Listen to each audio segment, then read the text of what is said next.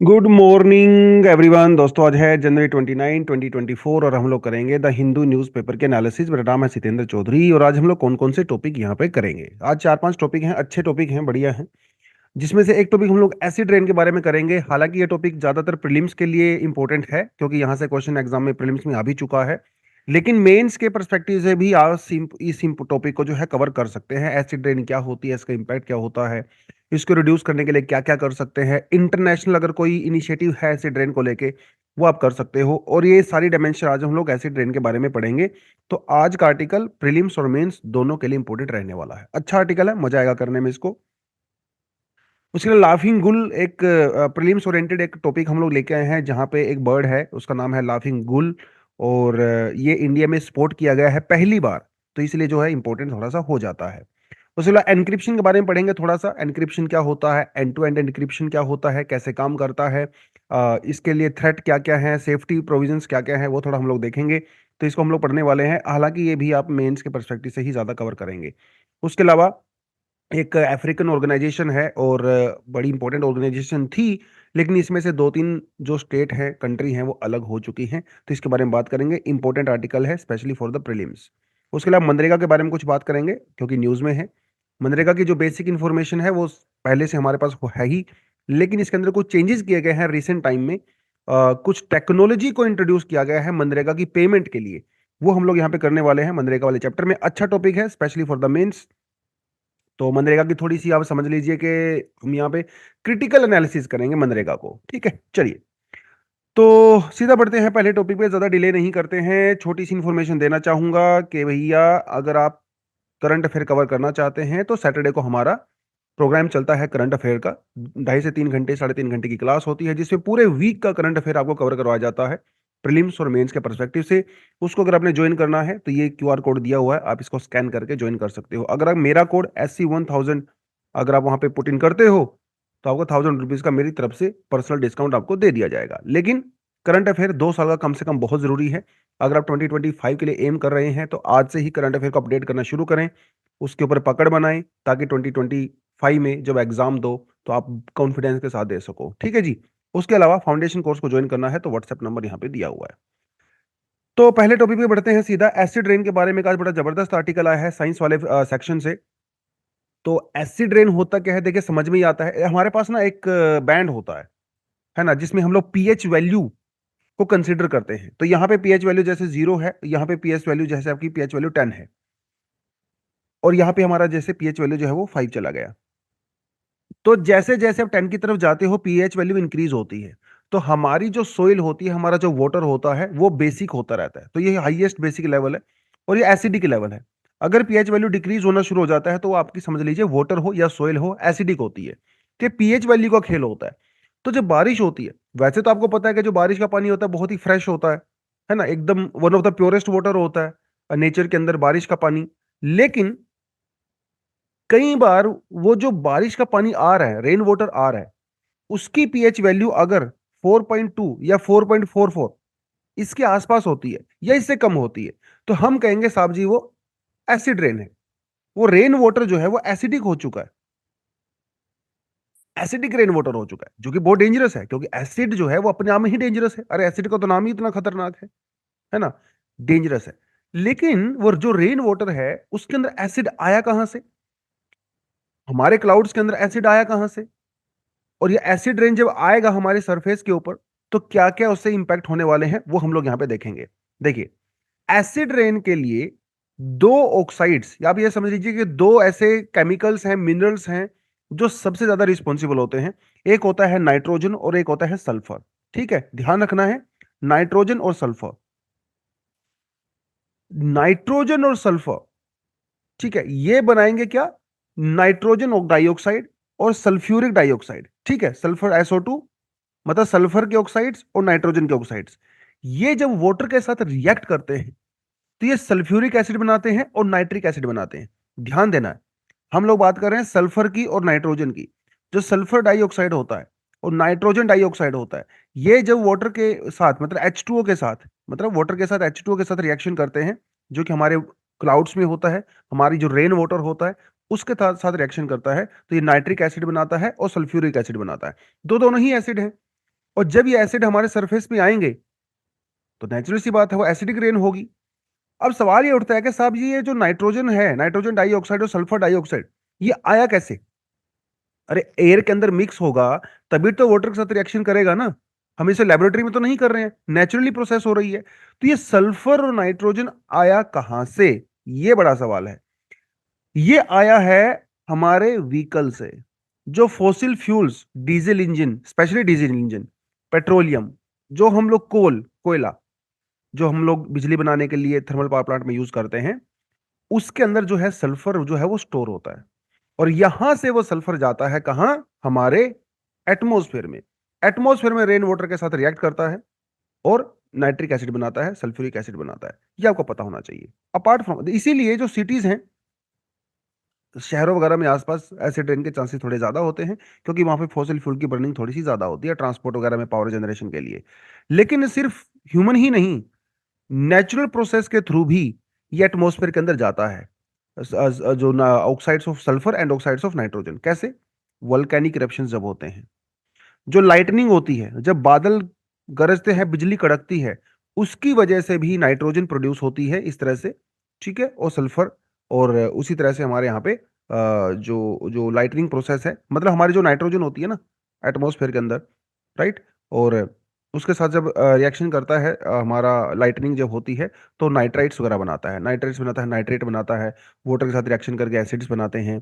और उसी तरह से जो वोल्केनिक इरप्शन होता है वहां से भी बहुत सारी हार्मफुल गैसेज निकलती हैं, जिसमें से सल्फर और नाइट्रोजन भी है, जो रिएक्शन करने के बाद वो बनाती हैं। तो H2SO4 सल्फ्यूरिक एसिड बनेगा, और नाइट्रिक एसिड मतलब HNO3 बनेगा जब ये वाटर के साथ रिएक्शन करते हैं। तो ये है पूरा खेल। तो ये ध्यान देना है, यूपीएससी में एज इट इज क्वेश्चन पूछा गया था लास्ट टू लास्ट ईयर, कि कौन सा रिस्पॉन्सिबल है, नाइट्रोजन डाइऑक्साइड और सल्फ्यूरिक डाइऑक्साइड, जो कि एसिड्स बनाते हैं। ये तो हमें समझ में आ गया। अब एसिड्स खतरनाक तो हैं। कैसे? हमारी जो क्रॉप्स होती हैं, फॉरेस्ट होती है, उसके लिए बड़ा खतरनाक है, क्योंकि इससे अरे सोइल एसिडिक हो गया ना। और एसिडिक जो सोइल होती है वो फर्टाइल तो होती नहीं है। तो जब बारिश का पानी आएगा, सोइल के अंदर मिक्स होगा, तो डेफिनेटली हमारी प्लांट लाइफ को, क्रॉप लाइफ को तो इम्पैक्ट करेगा ही करेगा। उसके लिए हमारी जो एक्वेटिक लाइफ है, हमारे जो इंसेक्ट्स हैं, भैया एसिड में तो सर्वाइव नहीं कर पाएंगे, बेचारे मर जाएंगे। यस। और एसिड रेन की वजह से हमारे ओशंस का पीएच वैल्यू भी डाउन होता है, जिसे हम लोग ओशन एसिडिफिकेशन कहते हैं। और ओशन वाटर जब एसिडिक हो जाएगा तो हमारे कोरल रीफ के लिए बहुत डेंजरस होता है। और हमारे जो कोरल्स होते हैं, उनकी बहुत ज्यादा प्रोडक्टिविटी होती है, राइट, बहुत ज्यादा डाइवर्सिटी होती है। इसीलिए हमारे कोरल्स को कहा जाता है rain forest of the oceans. तो दुनिया में 50% से ज्यादा जो फिश स्टॉक है, जो मरीन लाइफ है, वो कोरल्स के आसपास ही होती है। तो भैया ये भी बेचारे खत्म हो जाएंगे। अपार्ट फ्रॉम दैट, जो लाइमस्टोन होता है, जो लाइमस्टोन होता है, जो ऐसी रॉक्स होती है जिसके अंदर लाइम होता है, वो एसिड के साथ रिएक्शन करती हैं। और ये एसिड जो है इस लाइमस्टोन को डिसोल्व कर देता है, इसे रिमूव कर देता है। तो जो लाइमस्टोन है, ठीक है, उस ऐसे जो, जैसे जैसे हम लोग मार्बल यूज करते हैं, मार्बल मार्बल क्या होता है? मार्बल लाइमस्टोन ही होता है, हम लोग घरों में यूज करते हैं, ताजमहल के अंदर संगमरमर, मतलब वो लाइमस्टोन ही है। तो उसके साथ जब रिएक्शन करता है ये एसिड्स, तो उसकी वजह से हमारे मार्बल को नुकसान पहुंचता है। उसका जो व्हाइट कलर होता था, वो थोड़ा थोड़ा सा येलो होता नजर आ रहा है। ताजमहल के आप का एग्जांपल देख सकते हो। हालांकि कोई भी बिल्डिंग हो जिसके अंदर लाइमस्टोन का यूज किया गया है, मार्बल का यूज किया गया है, एसिड रेन उसको नुकसान पहुंचाती है। इसलिए हमारे जो छोटे छोटे माइक्रोब्स होते हैं हमारी सोइल में पाए जाते हैं, वो बड़े खतरनाक होते हैं, और मतलब मर जाते हैं बेचारे इसकी वजह से। अपार्ट फ्रॉम दैट, हमारी जो पाइप्स होती हैं घरों में, बिल्डिंग्स में, जब हम पाइप यूज करते हैं जिसमें से पानी जाता है, वो आयरन का होता है। वो आयरन भी इन एसिड के साथ रिएक्शन करता है और उसके ऊपर जंग लग जाता है, जंग लग जाता है, जिसकी वजह से हमारी पाइप्स के अंदर जो हैवी मेटल्स होते हैं, जैसे आयरन, लेड, कॉपर, वो वहां से रिमूव होकर हमारे पानी में मिक्स हो जाते हैं। और जब वो पानी में मिक्स होकर हमारी बॉडी में जाते हैं, तो ऑफ कोर्स हमारी बॉडी में हैवी मेटल्स हो जाते हैं, और हमें बड़ा खतरनाक होता है। हैवी मेटल्स को हम लोग कंज्यूम करते हैं, भैया ब्रोंचाइटिस आपको हो सकता है, एस्थमा के आपके इशू हो सकता है, एम्फेसीमा आपको हो सकता है, और भी बहुत सारे लीवर के इश्यूज हो सकते हैं। और ये जब एसिड्स हमारी लेक्स में, रिवर्स वगैरह में मिक्स होते हैं, तो वहां पे जो रहने वाली स्पीसीज होती हैं उनके लिए भी डेंजरस होते हैं। तो एसिड रेन डेंजरस तो है, इसमें कोई डाउट नहीं है। एसिड रेन के लिए एक जो प्रोग्राम चलाया गया है वर्ल्ड ओवर, जो इनिशिएटिव लिया गया है, उसे कहते हैं एसिड डिपोजिशन मॉनिटरिंग नेटवर्क इन ईस्ट। आपने इसका नाम याद रखना है, ठीक है जी। इसके अंदर कई सारी कंट्री हैं, 13 कंट्री है ऑलमोस्ट। ठीक है, जापान, कोरिया, मंगोलिया, चाइना, लाओ, Vietnam, Philippines, Cambodia, Malaysia, Indonesia, Myanmar, Thailand. इसके अंदर इंडिया नहीं है। आपसे सीधा सीधा पूछेगा एग्जाम में, ठीक है, कि भैया इस ऑर्गेनाइजेशन के अंदर कौन कौन सी कंट्री है, तो वो देगा आपको इंडिया। अब आपको लगेगा यार यूपीएससी का सवाल पूछा है तो इंडिया तो होना ही चाहिए। बहुत सारे बच्चे तो ऐसे एकदम तुकड़मबाजी करके आते हैं, तो ऐसी तिकड़मबाजी से आपको बचना है। इंडिया इसका पार्ट नहीं है, ठीक है। 2001 के अंदर इसको बनाया गया था, सॉरी 2001 के अंदर इसको बनाया गया था। और इसका सेक्रेटेरिएट कहाँ है? जहाँ पे यूनाइटेड नेशन एनवायरमेंट प्रोग्राम का सेक्रेटेरिएट है, जो कि पैसिफिक जो है ओशन पैसिफिक रीजन वाली ब्रांच है, जो कि थाईलैंड में होती है। तो इस तरह से आप समझ सकते हो कि थाईलैंड के अंदर जो यूनाइटेड नेशन एनवायरमेंट प्रोग्राम का सेक्रेटेरिएट है, वही इसका सेक्रेटेरिएट भी है। और यूएनईपी के बारे में हमको अच्छे से पता ही होगा, 1972 में दुनिया में पहली बार जब एनवायरनमेंट के लिए बातचीत शुरू हुई थी स्टॉकहोम के अंदर, तब यूएनईपी बनाया गया था। और उसके अलाबाद में ऑलमोस्ट एनवायरनमेंट को लेके जितने प्रोग्राम्स किए जाते हैं यो इसी के अंदर में किए जाते हैं। ये हमें थोड़ा सा ध्यान रखना है। हालांकि 2021 के अंदर इसके अंदर थोड़े से चेंजेस किए गए और इसके अंदर एयर पोल्यूशन को भी ऐड किया गया है। हालांकि आज भी इसका ज्यादातर फोकस एसिड रेन के ऊपर ही है, लेकिन कुछ पोल्यूट जैसे कार्बन मोनोऑक्साइड, PM2.5, कुछ को इसमें ऐड किया गया है, ठीक है। तो ये हमें ध्यान रखना है। और ये ऑर्गेनाइजेशन अनहर्ड ऑर्गेनाइजेशन है, ज्यादा न्यूज में रहती नहीं है। तो ऐसी ऑर्गेनाइजेशन के ऊपर यूपीएससी का हमेशा फोकस रहता है, जो आपकी आंखों के आगे से निकल के चली जाती हैं। एक ही बार आती हैं साल भर में, साल 2 साल 3 साल में एक ही बार न्यूज में आती हैं, और उसी साल यूपीएससी उसको कैच कर लेता है। तो ध्यान देना है, यहां से क्वेश्चन आपके पास आ सकता है। इंडिया इसका पार्ट नहीं है, इंडिया इसका पार्ट नहीं है। बस इतना भी ध्यान रखोगे ना, एग्जाम में बढ़िया हो जाएगा। अब यूनाइटेड नेशन एनवायरमेंट प्रोग्राम की मैं वेबसाइट पे गया और वहां पे एसिड डिपोजिशन, मतलब एसिड रेन से बचने के लिए क्या क्या कर सकते हैं, एज इंडिविजुअल लेवल पे हम लोग क्या कर सकते हैं, ठीक है, वो इन्होंने यहाँ पे बताया हुआ है। सबसे बड़ी बात, तो किसी भी प्रोग्राम प्रॉब्लम को दूर करना है तो पहली बार तो प्रोग्राम उस प्रॉब्लम को समझना जरूरी है। तो एसिड रेन की प्रॉब्लम समझिए। प्रॉब्लम समझेंगे तो आपको पता चलेगा कि यार भाई साहब, जो एसिड रेन होती है तो ये व्हीकल पोल्यूशन से होती है। तो इसका मतलब हम लोग व्हीकल को कम से कम यूज करेंगे, प्राइवेट व्हीकल को, गाड़ियां नहीं चलाएंगे, बाइक नहीं चलाएंगे, स्कूटी नहीं चलाएंगे। तो क्या करेंगे? पब्लिक ट्रांसपोर्ट का यूज करेंगे, बसों का यूज करेंगे, ट्रेन का यूज करेंगे, कार पूलिंग का यूज करेंगे, है ना। एक कार में 4-5 लोग चल सकते हैं, वो हम लोग यहाँ पे करेंगे। इलेक्ट्रिकल अप्लायंसेस का यूज करने की ज्यादा कोशिश करेंगे। लाइट्स वगैरह को बंद करेंगे, ठीक है। अगर यूज नहीं कर रहे हैं तो उसको बंद कर दो ना, क्या दिक्कत है? ऐसे चला के थोड़ी रखना है उसको, है ना। और वॉक और बाइक टू वर्क, है ना, गाड़ी में चलने बजाय बजाय बाइक पे चलेंगे। और गाड़ी से तो कम ही बाइक पोल्यूशन करती है। पैदल चलने की कोशिश करो, 2-3 किलोमीटर तो पैदल चल ही सकते हैं ना। लेकिन आजकल तो लोगों की हालत ऐसी खराब हो गई है, अगर घर से बाहर भी जाना है हल्का सा भी, दरवाजे तक भी जाना है, तो वो बाइक पे जाते हैं। ये बहुत हालत खराब हो गई है। खैर एनीवेज, पैदल चलने की कोशिश करेंगे, ठीक है। एयर कंडीशनिंग का यूज कम से कम करेंगे, ये बहुत जरूरी है। उसके अलावा पोल्यूशन के रिगार्डिंग और एसिड डिपोजिशन के रिगार्डिंग जो है इंफॉर्मेशन को शेयर करेंगे, क्योंकि शेयर इज केयरिंग, ठीक है। बस ये है भैया पूरा हिसाब किताब एसिड रेन का। अब बढ़ते हैं थोड़ा सा केरला की तरफ। और केरला में ये एक गुल वहां पे स्पॉट किया गया है।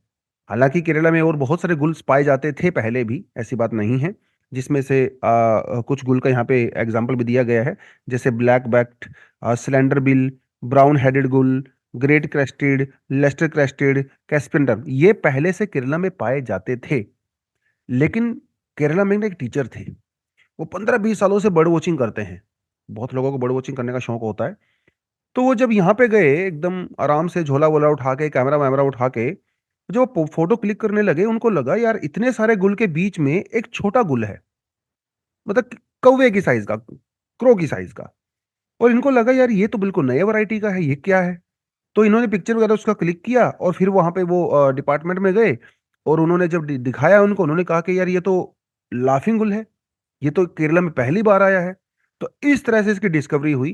पहली बार केरला में चित्तारी रिवर है, वहां पे चित्तारी रिवर एक एस्चुरी बनाती है, जब वो अरेबियन सी के अंदर ड्रेन करती है, एस्चुरी बनाती है। वहां पे इस गुल को देखा गया, जिसे लाफिंग गुल कहा जाता है, क्योंकि इसकी आवाज ऐसी होती है जैसे कोई बच्चा हंस रहा हो, इसीलिए जो है इसको लाफिंग गुल कहा जाता है। मुझे एक बात है, आया कहां से? नॉर्थ अमेरिका से आया है। नॉर्थ अमेरिका, बहुत बड़ी बात है, इतना दूर ट्रेवल करके ये आया है। बस ये आपको थोड़ा सा यहाँ पे देखना है। आजकल यूपीएससी पिछले 2-3-4 साल में यूपीएससी का मिजाज थोड़ा चेंज हो गया है। वो क्या करता है, बर्ड्स की या एनिमल्स की जो न्यूज में रहते हैं, उनके फीचर्स वगैरह के बारे में खूब सवाल पूछता है। वो कैसे हैं, क्या करते हैं, उनकी हैबिट्स वगैरह के बारे में सवाल पूछने लग गया है। तो इसलिए थोड़ा सा आप इसके फीचर्स के बारे में पता होना चाहिए। मीडियम ग्रे कलर का होता है, नीचे से व्हाइट होता है, आप यहाँ पे देख सकते हो, ठीक है, यहाँ पे भी आप व्हाइट इसको देख सकते हो। अब देखिए, ये जो ऊपर वाला गुलाब को नजर आ रहा है ये भी गुल है, नीचे वाला ये भी लाफिंग गुल है, दोनों ही लाफिंग गुल हैं, लेकिन दोनों के फीचर में थोड़ा थोड़ा डिफरेंस है। नीचे वाले का अगर आप हेड देखोगे तो ब्लैक कलर का है, ऊपर वाले का तो व्हाइट कलर का है। ये क्यों है? क्योंकि ये जो ऊपर वाला है वो नॉन ब्रीडिंग गुल है, और जो नॉन ब्रीडिंग गुल होता है उसका हेड थोड़ा सा व्हाइट और ग्रेइश होता है, लेकिन जो ब्रीडिंग गुल होता है इसका जो हेड हेड है वो ब्लैक कलर का होता है, और इसकी आइज के चारों तरफ भी जो है वो व्हाइट कलर का इस तरह सर्कल सा बना होता है। ये आपने थोड़ा सा इसके बारे में ध्यान रखना है, ठीक है। आईयूसीएन के स्टेटस में इसको लीस्ट कंसर्न के स्टेट में रखा गया, तो मतलब कोई खास खतरा इसको है नहीं। और चित्तारी रिवर के बारे में थोड़ा सा, yes you should have some idea. तो वहाँ पे चित्तारी एक विलेज है बेसिकली, केरला में, कासरगोड में, वहाँ पे ये पाया गया। और यहाँ पे एक बड़ा यहाँ पे मैंग्रोव पाए जाते हैं। चित्तारी जो रिवर का एस्चुरी है, यहाँ पे बड़े इंपॉर्टेंट यूनिक तरह के मैंग्रोव्स पाए जाते हैं। और वहाँ पे एक क्रैब पाया जाता है, क्रैब, उसका नाम है लिप्तामा बीजू। चित्तारी रिवर जहाँ मैंग्रोव्स बनाती है वहां पे एक क्रैब पाया जाता है, ओशन क्रैब, जिसका नाम है लिप्तामू बीजू, ये आपने याद रखना है। ये 2020 में डिस्कवर किया गया था।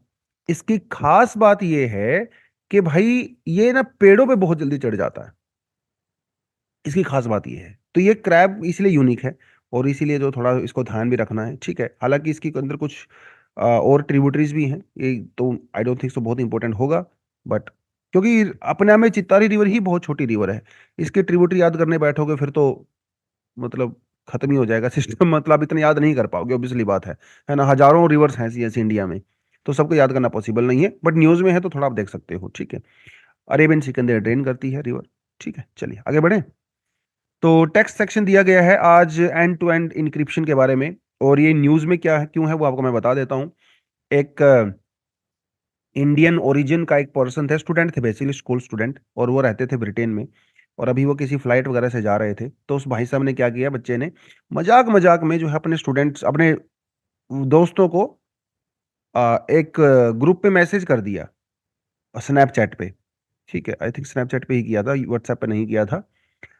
उसने अपने दोस्तों को मजाक मजाक में ऐसे ही बोल दिया कि वो तालिबान का मेंबर है, किसी टेररिस्ट ऑर्गेनाइजेशन का मेंबर है, और वो इस फ्लाइट को बॉम्ब से उड़ा देगा, ऐसा उसने अपने दोस्तों को मजाक मजाक में बोल दिया।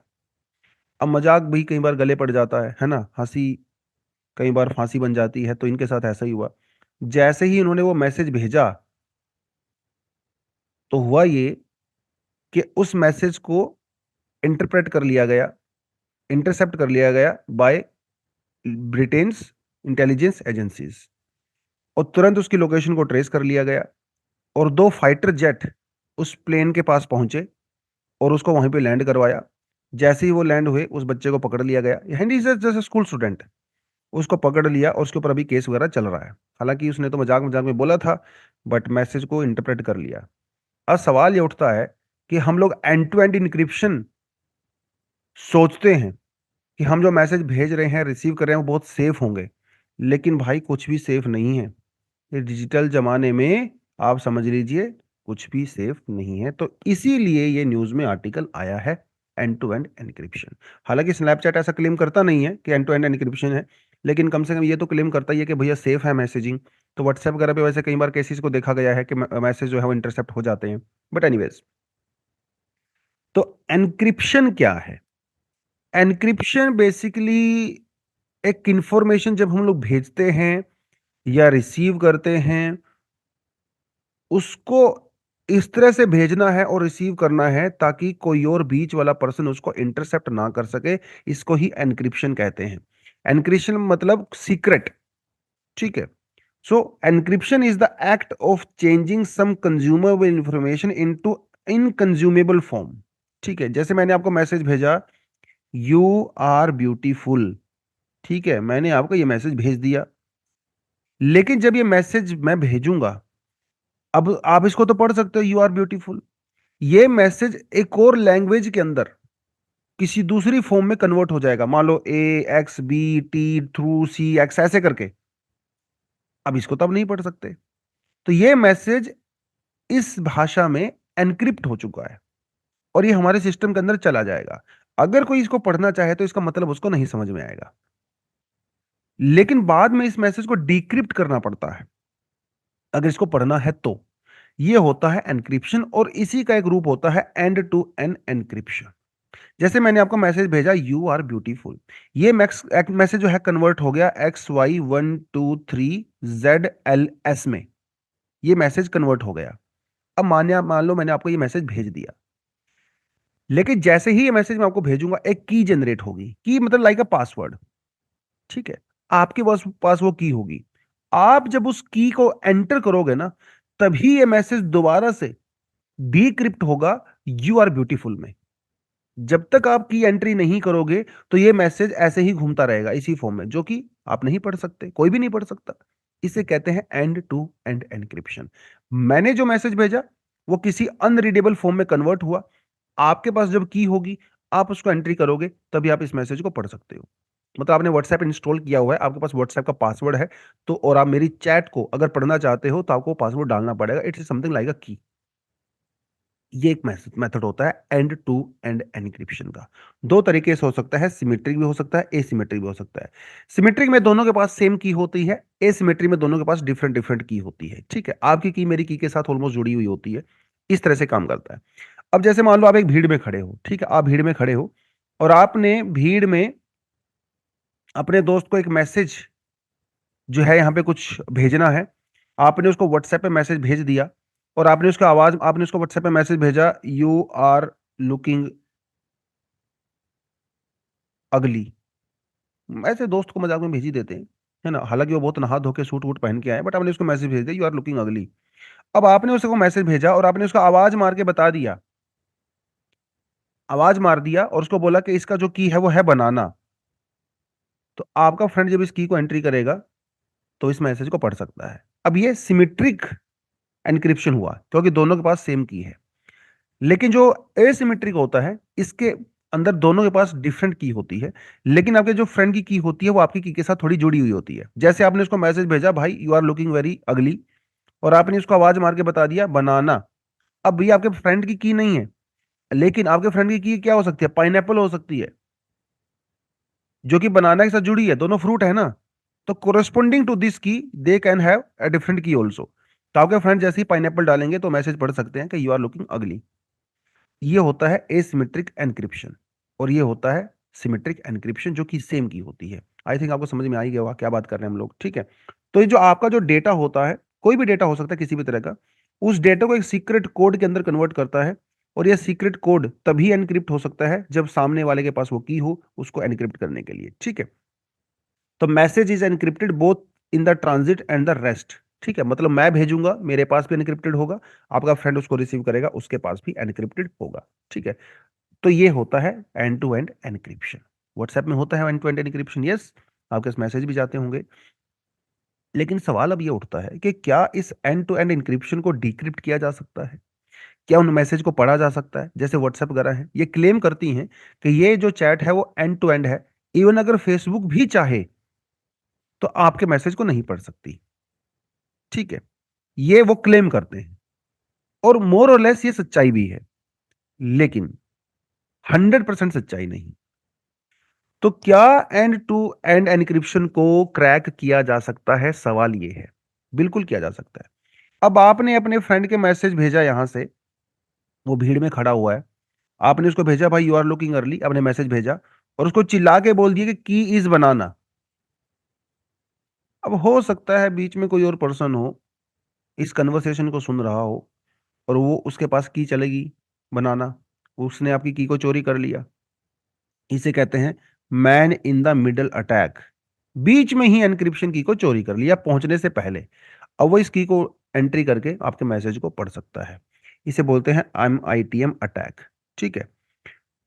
एक आपको समझ में आ गया, ठीक है। ये आपकी डिवाइस को भी हैक करके पासवर्ड ले सकता है, आपकी फ्रेंड के डिवाइस को भी हैक करके पासवर्ड ले सकता है। एक तो ये चीज हो गई। आपको जैसे SMS आता है, ईमेल आता है, ठीक है, उसके थ्रू आप उसके ऊपर क्लिक करते हो, क्लिक करने से आपकी जो है की उसके पास चली जाती है। अब इसमें मजे की बात ये है जैसे हमारे आपके मोबाइल फोन में कोई इमेज है, आपने वो इमेज अपने दोस्त को व्हाट्सएप पे भेजी एंड टू एंड इंक्रिप्शन के साथ। आपने तो सोचा कि यार आपका वो सेफ हो गया, लेकिन उस हैकर ने आपके डिवाइस को ही हैक कर लिया, उसने आपकी गैलरी को ही हैक कर लिया, उसे व्हाट्सएप को हैक करने की जरूरत ही नहीं पड़ी। ये भी एक तरीका हो सकता है। बहुत बार क्या होता है, ये जो कंपनीज होती हैं, ये एक बैकडोर क्रिएट कर देती हैं। मतलब प्रोडक्ट एनक्रिप्शन तो होता है, लेकिन एक बैकडोर डेटा इनके पास होता है, जो भी आप मैसेज वगैरह भेजते हो वो बैकडोर में जाके स्टोर हो जाता है। और कई बार जब कोर्ट, इंटेलिजेंस एजेंसीज वगैरह उस कंपनी से अगर आपका डिटेल मांगेंगी तो उनको वो देना पड़ेगा थ्रू दिस बैकडोर। ठीक है, ऐसा होता है। हर कंपनी ये नहीं करते, लेकिन कुछ कंपनी करती हैं। जैसे मिस्टर स्नोडन एक विसल ब्लोअर है, 2013 में उन्होंने बताया कि अमेरिका में एक प्रोग्राम चलता है प्रिज्म नाम का।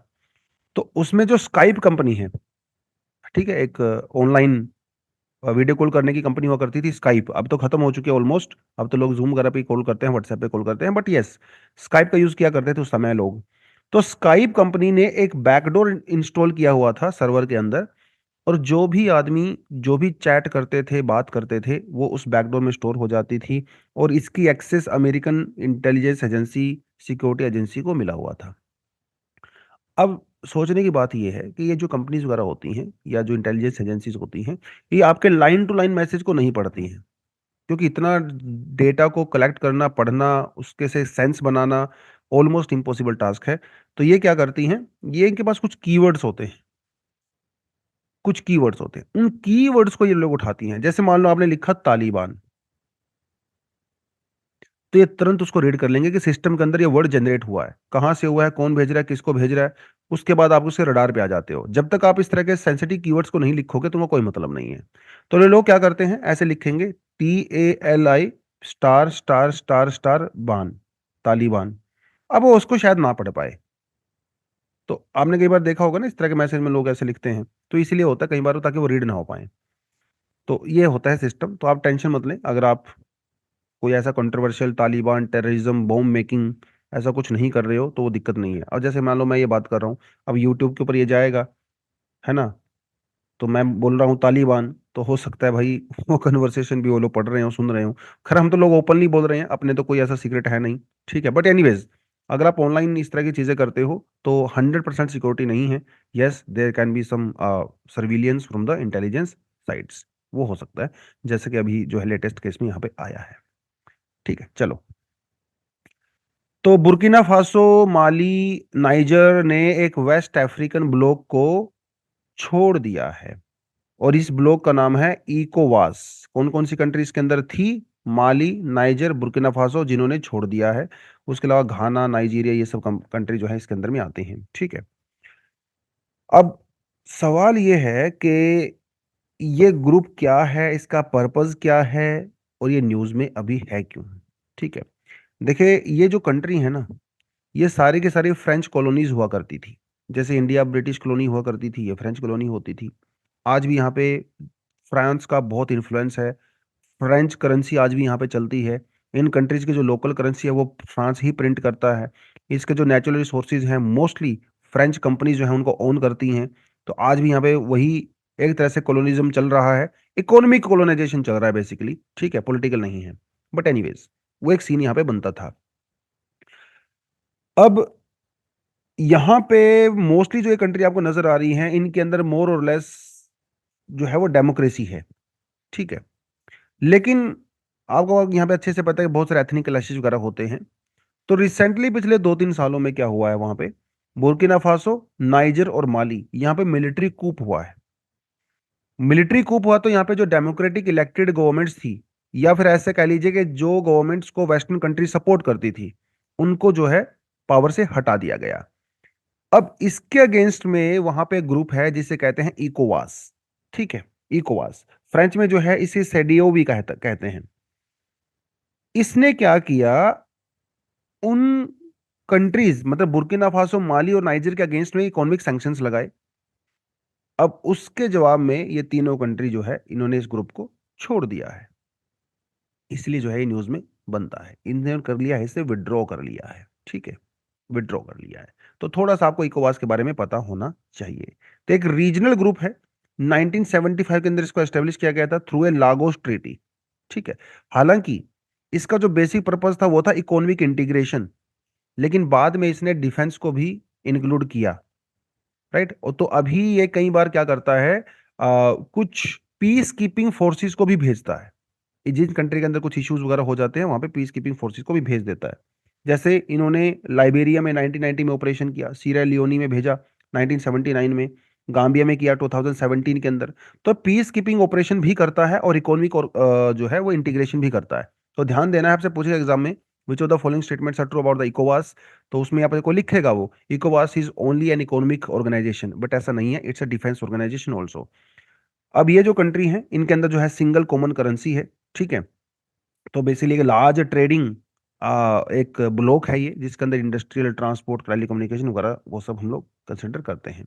तो जैसे जैसे यूरोपियन यूनियन बनाया, इन्होंने इसको बनाया यहाँ पे। ठीक है। और इसका जो नया विजन है वो किसके बारे में बात करता है, इकोवास of the people, peace and prosperity for all by 2050। बस इतना हमें थोड़ा ध्यान रखना है। अब सवाल ये उठता है कि सर ये जो माली है, नाइजर है, यहाँ पे मिलिट्री कूप क्यों हुआ। इसके कई सारे रीजंस हैं। एक तो सबसे बड़ा रीजन है यहाँ पे रशिया का इन्फ्लुएंस बहुत बढ़ता नजर आ रहा है। रशिया यहाँ के जो, अब आपको बताता चलूं मैं कि जो नाइजर है ना, यहाँ पे दुनिया का प्योरेस्ट फॉर्म ऑफ यूरेनियम मिलता है। और उस यूरेनियम की जो माइंस हैं उनके ऊपर फ्रेंच कंपनीज का अधिकार है। ऐसा कहा जाता है कि फ्रांस के अंदर जो 30% से ज्यादा जो बिजली है उसी यूरेनियम से आती है जो नाइजर से निकलता है, जबकि नाइजर दुनिया का one of the poorest country में से गिना जाता है। तो ये यूरेनियम माइंस के ऊपर जो अधिकार है उसको छुड़वाने के लिए शायद ऐसा हुआ होगा। रशिया का इन्फ्लुएंस बहुत ज्यादा बढ़ रहा है। वैगनार ग्रुप आपने थोड़े दिन पहले न्यूज में था, वो वैगनार ग्रुप जो है यहाँ पे काफी ज्यादा इन्फ्लुएंशियल हो चुका है। और व्हाट्सएप यूनिवर्सिटी से की वजह से भी, सोशल मीडिया के पे प्रोपागेंडा की वजह से भी यहाँ के जो लोग हैं वो वेस्टर्न इन्फ्लुएंस के काफी अगेंस्ट में गए हुए हैं, जिसकी वजह से ये सब चीजें यहाँ पे हुई। फ्रांस ने धीरे धीरे यहाँ से, फ्रांस ने शुरुआत में यहाँ पे लड़ने की कोशिश की थी। ये जो यहाँ पे जो है मिलिट्री कॉन्फ्लिक्ट हैं, जिहादिस्ट ऑर्गेनाइजेशंस हैं, अल कायदा वहाँ पे काफी एक्टिव है, आईसिस वहाँ पे काफी एक्टिव है, और भी ऑर्गेनाइजेशंस एक्टिव हैं। तो इनके खिलाफ शुरुआत में फ्रेंच ने कुछ लड़ने की कोशिश की थी। लेकिन भाई सब लोग ही आपको सपोर्ट नहीं करेंगे तब अकेले लड़के क्या करोगे। तो इसलिए अभी फ्रांस वहां से निकल गया है, तो ये कंट्री वगैरह ने वहां पर मिलिट्री कूप कर दिया है। तो इसी वजह से यहाँ पे पूरा हंगामा हो रहा है। बस आपको थोड़ा ध्यान रखना है। इकोवास का इंडिया के लिए क्या रेलेवेंस है। इकोवास में इंडिया काफी ह्यूमैनिटेरियन एक्टिविटी करता है, और इसीलिए इकोवास जो है इंडिया की जो यूनाइटेड नेशन के अंदर परमानेंट सीट है उसको भी सपोर्ट करता है। हालांकि चाइना का इन्फ्लुएंस यहाँ पे काफी ज्यादा है ऑफ कोर्स, बट इंडिया को लेके भी इनके रिलेशन ठीक ठाक ही हैं। ठीक है। तो ये हमें थोड़ा ध्यान रखना है इकोवास के बारे में। तो ये भी छोटी सी ऑर्गेनाइजेशन है। ठीक है। न्यूज में बहुत कम रहती है, लेकिन जब भी रहती है तो यूपीएससी इसके ऊपर फोकस करता है। तो छोटी छोटी ऑर्गेनाइजेशन को ध्यान में रखना आपने। चलिए जी, अब बढ़ते हैं आज के एडिटोरियल पे, और वो एडिटोरियल है मनरेगा के बारे में। ठीक है। देखिए, मनरेगा में पेमेंट करने के यूजली दो मेथड होते हैं। एक मेथड होता है अकाउंट बेस्ड, और एक होता है आधार बेस्ड। आधार बेस्ड नए वाला है, अकाउंट्स बेस्ड जो है वो पुराने वाला है। पुराने वाले मेथड में कोई दिक्कत नहीं थी। अब आराम से काम करिए, आपका बैंक अकाउंट नंबर वगैरह डिटेल वहां पे होती है, ग्राम पंचायत के पास, स्टेट गवर्नमेंट के पास, सेंट्रल गवर्नमेंट के पास, आपके अकाउंट में सीधा पैसा आ जाता है, कोई दिक्कत नहीं है। ये होता है। अब मान लो एक आदमी के पास तीन बैंक अकाउंट है, तीन बैंक अकाउंट में से एक बैंक अकाउंट जो है वो आधार लिंक है, बाकी दो है नहीं। या फिर तीनों के तीनों में से कोई भी आधार लिंक नहीं है, ये भी पॉसिबिलिटी है। अब आपका एक अकाउंट नंबर जो है वो आधार लिंक है, लेकिन मनरेगा के अंदर आपने दूसरा अकाउंट नंबर दिया हुआ जो कि आधार लिंक है नहीं। सरकार ने यह कहा कि भाई साहब, जो अकाउंट नंबर आपका आधार के साथ लिंक होगा, पेमेंट उसी में आएगा। अगर आपका अकाउंट आधार के साथ लिंक नहीं है तो जल्दी से जल्दी करवाइए, नहीं करवाओगे तो आपको पेमेंट नहीं मिलेगा, आपका नाम मनरेगा की लिस्ट से काट दिया जाएगा। ये नया मेथड है जिसे आधार बेस्ड पेमेंट सिस्टम कहते हैं। लास्ट ईयर गवर्नमेंट ने इसको इंट्रोड्यूस करने की कोशिश की थी, पिछले साल की मैं बात करूं 2023 की जनवरी के महीने में। लेकिन कई सारे इसमें इश्यूज होते रहे, और गवर्नमेंट उसको एक्सटेंड करती रही। लेकिन अभी 1 जनवरी से जो रूरल डेवलपमेंट मिनिस्ट्री है, इसने आधार बेस्ड पेमेंट सिस्टम को मैंडेटरी कर दिया है। अगर आपका आधार के साथ लिंक है तो पेमेंट मिलेगा, नहीं तो नहीं मिलेगा। इसीलिए जो है ये न्यूज में भी रहा है, काफी ज्यादा इसके ऊपर हंगामा भी हुआ, क्योंकि बहुत सारे जो मतलब वेज अर्नर्स थे, जो मनरेगा के अंदर वर्कर्स थे, उनके नाम जो है लिस्ट से काट दिए गए हैं। तो इसमें होता क्या है, पहले जो वर्कर है उसके आधार कार्ड को, ठीक है, उसके जॉब कार्ड के साथ लिंक किया जाएगा। उसके बाद उसके जॉब कार्ड को उसके बैंक के साथ डिटेल लिंक किया जाएगा। लेकिन बात यहीं खत्म नहीं होती है। बात यहां खत्म होती है कि उसकी जो स्पेलिंग है वो एग्जैक्टली मैच करना चाहिए बैंक अकाउंट में, आधार में और जॉब कार्ड में। अगर स्पेलिंग मिस्टेक हुआ तो काम खत्म। ठीक है, उसका जेंडर प्रॉपर तरीके से मेंशन होना चाहिए। तो ये मिसमैचिंग हो रही थी पहले काफी ज्यादा। अब देखिए आधार कार्ड में क्या है ना, कोई भी ना किसी का कुछ भी नाम हो जाता है। अब पुराने पुराने जो बड़े बूढ़े लोग हैं, उनके पास अपना भाई जन्म पत्री वगैरह बर्थ सर्टिफिकेट तो होता नहीं है, तो वो लोग को अंदाजे से लिख देते हैं कुछ भी। अब जैसे मेरे ही नाम की स्पेलिंग ना दो तीन जगह पे गलत आई हुई थी। जैसे मेरे नाम की स्पेलिंग जैसे हिंदी में लिखा तो उन्होंने सीतेंद्र लिख दिया, एक जगह पे मेरी हिंदी को ऐसे सतेंद्र लिख दिया, एक इंग्लिश में जो है ई आर लिख दिया, एक जगह पे ए आर लिख दिया, एक जगह पे सीतेंद्रा लिख दिया। ऐसी दिक्कतें होती हैं कई बार, क्योंकि वो जो पर्सन आ रहे होते हैं उतने सेंसिटिव और इतना ज्यादा तो स्क्रूटनी करते नहीं हैं। जो लोग बोल देते हैं वो कुछ ना कुछ लिख देते हैं। ऐसा होता है, आपने बहुत बार देखा होगा। तो ये जो स्पेलिंग वगैरह मिस्टेक्स होती हैं जॉब कार्ड्स वगैरह पे, तो आपको पेमेंट नहीं मिलेगी। सीधी सी बात ये है। ठीक है, आधार number of the each worker must be mapped correctly through their bank branch with the software map of the National Payment Corporation of India। तो एनपीसीआई जो है ये उसकी जिम्मेदारी है कि जो बैंक ब्रांच होती हैं जहाँ पे आप अकाउंट वगैरह बनाते हो, उनकी जिम्मेदारी दी गई है कि आप ये सारी चीज़ें जो है सही तरीके से करिए। आपका जो फाइनेंशियल एड्रेस है वो आपके आधार नंबर को ही माना जाएगा। पहले आपका फाइनेंशियल एड्रेस जो है आपका बैंक अकाउंट नंबर होता था, तो अब आधार नंबर के साथ आपका बैंक अकाउंट जुड़ा हुआ है, तभी आपको कैश ट्रांसफर मिलेगा, नहीं तो आपको नहीं मिलेगा। और इसको लेके काफ़ी कंट्रोवर्सी थी। कंट्रोवर्सी ये थी क्योंकि इंडिया में आज भी बहुत सारे लोगों के पास बैंक अकाउंट नंबर नहीं है, अगर है तो आधार के साथ लिंक नहीं है। और ये अगर आप करवाने जाते हो तो भैया गांव में बैंक ही नहीं है, आपको 20-30 किलोमीटर जाना पड़ता है बैंक को एक्सेस करने के लिए। और बैंकों में भी ऐसा तो है नहीं, आप जाओगे तो 2 मिनट में आपका काम हो जाएगा, है ना। लंच के बाद आना, ये आना, वो आना, कल आना, परसों आना, ये फलाना कागज नहीं है, ये नहीं है, किसी को लेके आओ, विटनेस को लेके आओ। हजारों तरह की चीजें होती हैं। तो आम आदमी, गरीब आदमी जो है, अनपढ़ आदमी, वो कैसे ये सब चीजें करेगा। तो उसकी वजह से दिक्कतें बहुत सारी हैं। गवर्नमेंट को क्या कहना है कि हम लोग इसको क्यों इंट्रोड्यूस कर रहे हैं, उनका कहना है कि देखो पहली बात तो हमारे यहाँ पे बहुत सारे डुप्लीकेट जॉब कार्ड्स हैं। एक आदमी को दो दो तीन तीन बार सैलरी मिल जाती है, तो वो डुप्लीकेट जॉब कार्ड्स, जो कि सही भी, ऐसी बात नहीं है, सही है बहुत सारे केसेस में। तो डुप्लीकेट जॉब कार्ड से खत्म हो जाएंगे। ठीक है, जो वेज पेमेंट के अंदर डिले होता था वो नहीं होगा, और जो लोअर पेमेंट रिजेक्शन थी वो नहीं होगा। तो ये सब नहीं होगा। अब हुआ ये कि पिछले साल मनरेगा को बजट में 34% कम पैसा दिया गया, जिसकी वजह से बहुत सारे लोगों की सैलरी डिले हो गई और बहुत सारे अकाउंट भी डिलीट हो गए। सरकार का यह कहना है कि भैया जो अकाउंट डिलीट होते हैं मनरेगा से वो एक रेगुलर एक्सरसाइज है, कोई बड़ी बात नहीं है। तो उनका कहना है कि जो जो फेक जॉब कार्ड है उसको हम लोग डिलीट कर देते हैं। कई बार ऐसा भी होता है ना, किसी आदमी की डेथ हो गई, उसके जॉब कार्ड को आपको कैंसिल करना पड़ता है। कई बार ऐसा होता है कि लोग अपने गांव को छोड़ के चले जाते हैं परमानेंटली, ठीक है, उनके को भी कैंसिल करना पड़ता है। तो ये रीजंस हो सकते हैं आपके जॉब कार्ड को कैंसिल करने के, ऐसा गवर्नमेंट ने कहा है, और ये रेगुलर एक्सरसाइज है। लेकिन अपोजिशन का क्या कहना है? अपोजिशन का कहना है कि भाई बहुत बार क्या होता है, जो आधार कार्ड ऑफिशियल्स होते हैं, गवर्नमेंट के द्वारा उनको टारगेट दिए जाते हैं कि आपने इस साल में मान लो 10,000 कार्ड कैंसिल करने हैं, या फिर आपने 10,000 ऐसे लोगों के कार्ड कैंसिल करने हैं जिनका आधार के साथ लिंक नहीं है। तो कई बार क्या होता है, ये लोग टारगेट अचीव करने के लिए जो है ऐसे लोगों के आधार कार्ड कैंसिल कर देते हैं जहां पे कैंसिल नहीं किए जाने चाहिए थे। ऐसा भी कई बार देखा गया है। अब इस चीज के लिए कोई पर्टिकुलर ऑडिट नहीं है, जो आधार ऑफिशियल्स हैं उनके काम की कोई ऑडिट जो है वो प्रोविजन यहाँ पे है नहीं। ठीक है, एक बड़ी बात ये है। तो वो टारगेट अचीव करने के लिए जो है कई बार गवर्नमेंट प्रेशराइज करती है ऊपर से, तो वो इस तरह की चीजें करते हैं जो कि यहाँ पे भी लिखा हुआ है। ठीक है, since different administrative units are involve.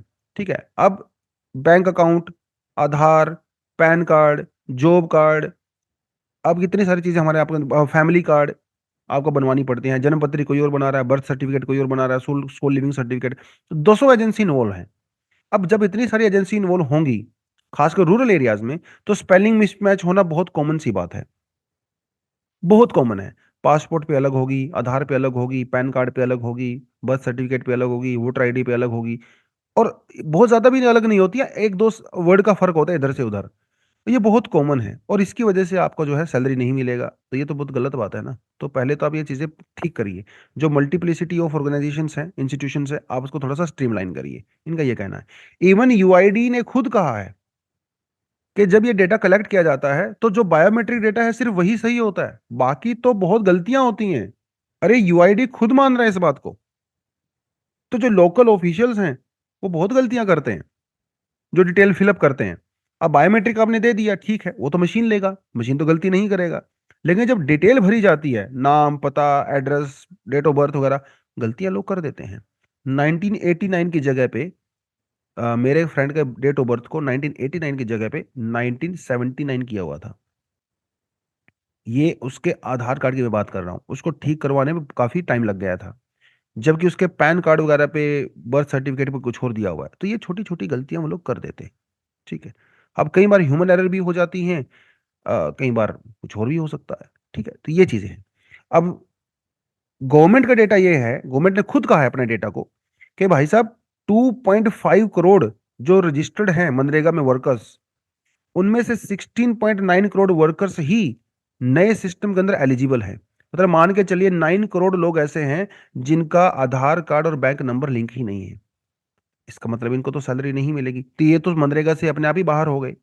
और इसी वजह से इसका जो है क्रिटिसिज्म किया जा रहा था। तो ये है पूरे का पूरा आर्टिकल, थोड़ा आपको पता होना चाहिए। मनरेगा के बारे में बेसिक इन्फॉर्मेशन जो है वो यहाँ पे दी हुई है, तो ये तो सेल्फ स्टडी के लिए मैंने डाला हुआ है। ये तो स्टैटिक सा पार्ट है। 100 दिन का वर्क देना है, अनस्किल्ड लोगों को एम्प्लॉयमेंट देनी है। अगर आपने ग्रेजुएशन किया हुआ है भैया तो आप आपने जो है अगर आपने कुछ स्किल्ड कोर्स किया हुआ है, ठीक है?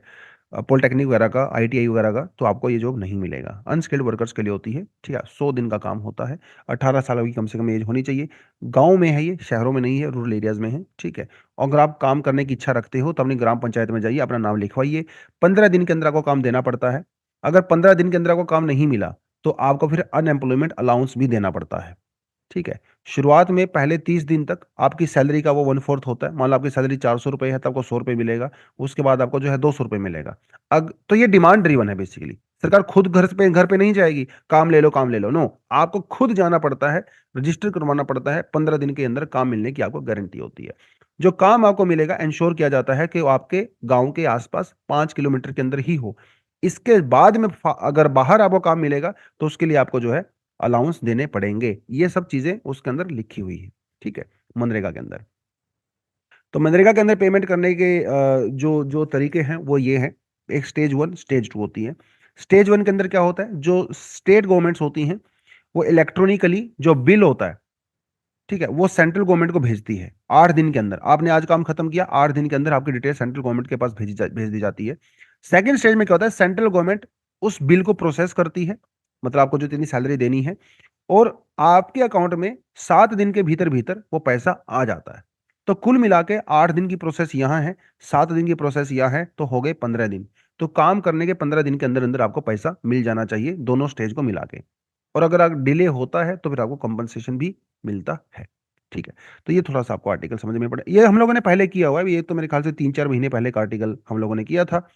तो अगर आप पुराने स्टूडेंट हो तो आपके पास ये डेफ़िनेटली कंटेंट होगा ही, नए हैं तो ये आप जो है मेंशन कर सकते हो, ठीक है? तो थोड़ा-सा this was about the Aadhaar based payment system of मनरेगा। उसके अलावा we have some additional article also, पढ़ना चाहो तो पढ़ सकते हो। ये वाला आर्टिकल पढ़ सकते हो, बीआरआई वाला, थोड़ा इंपॉर्टेंट लगा मुझे। आज टाइम नहीं था तो इसको इंक्लूड नहीं किया है। तो लेट्स सी कल परसों इसको हम लोग इंक्लूड कर सकते हैं, ठीक है? उसके अलावा 1-2 आर्टिकल और हैं, कर सकते हो। तो आज के लिए इतना ही है। Thank you very much, all the best. जय हिंद, जय जवान, जय किसान।